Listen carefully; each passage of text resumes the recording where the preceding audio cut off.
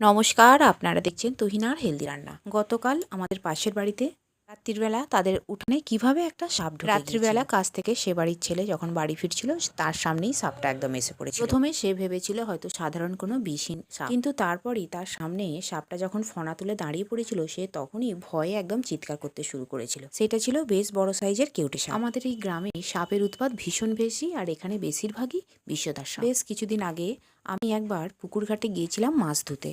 আমি পুকুরের সবার নিচের সিঁড়িতে মাথা নিচু করে মাছ ধুচ্ছি। হঠাৎ শুনতে পাচ্ছি একটা সিটির মতো আওয়াজ হচ্ছে ওপর দিক থেকে। বেশ কিছুক্ষণ ধরেই আওয়াজটা হচ্ছে, কিন্তু কিসের আওয়াজ কিছুতেই বুঝতে পারছি না। আমার একটু সন্দেহ হওয়াতে আমি আস্তে আস্তে ওপর দিকে উঠলাম, আর উঠে তো দেখেই আমার চক্ষু চড়ক গাছ। দেখি একটা পাক্কা চন্দ্রবোড়া সাপ একদম গোল পাকিয়ে অমন করে সিটি দিচ্ছে, আর তার সামনে একটা বেজি তার দিকেই মাঝে মাঝে তেড়ে যাচ্ছে।